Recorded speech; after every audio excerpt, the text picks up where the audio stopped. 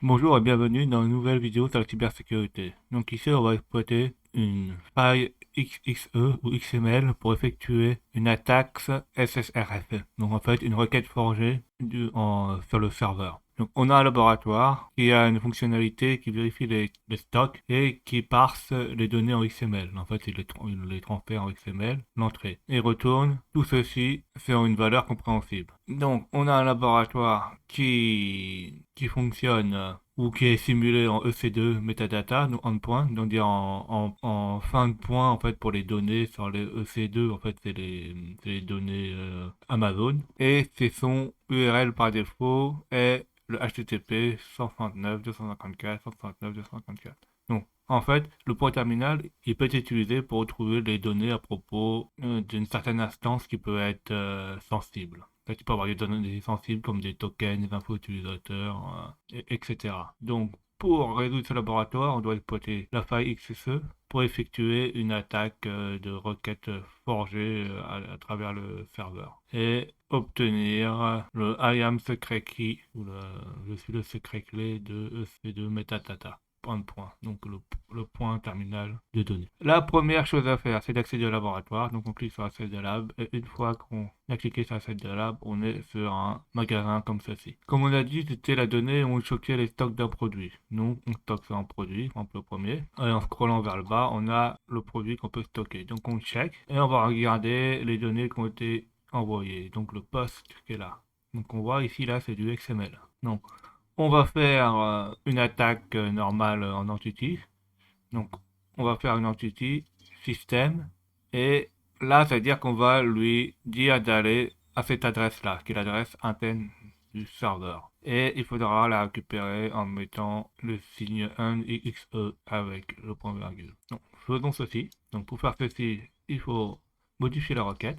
Donc, on fait open recent with request editor. Entre le XML et le UTF-8, les deux chevrons supérieurs et inférieurs, on va mettre le doc entity system plus l'adresse IP qui est là.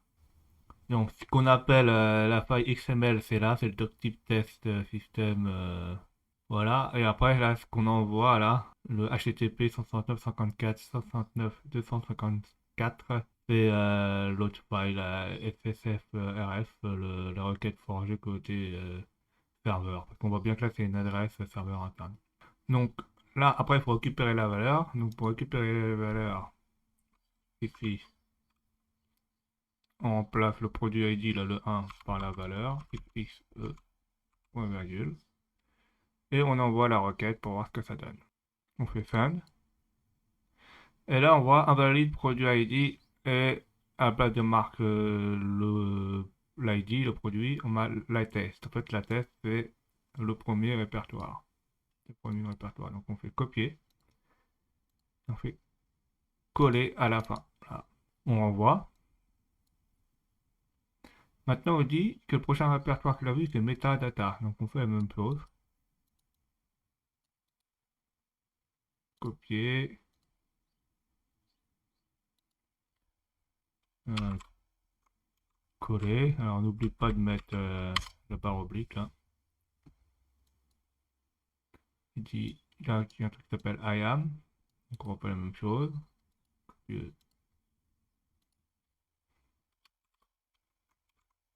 Coller. On renvoie. Il y a marqué Security Credential. Donc ça, on le pareil. Copier.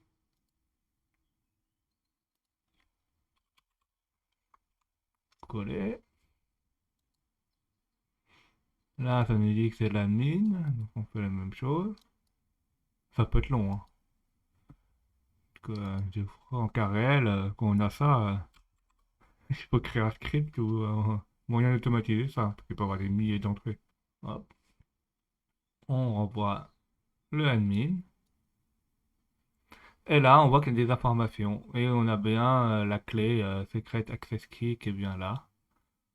Donc, ça, c'est comme c'est une information confidentielle. On a des tokens qui sont aussi confidentiels. On a des informations importantes. On sait que l'expiration, là, se termine le 4 juillet 2029. Etc., hein. C'est des choses assez confidentielles. Et là, Le site nous dit qu'on a résolu le laboratoire. Merci d'avoir vu la vidéo et n'oubliez pas de mettre un pouce ou vous abonner.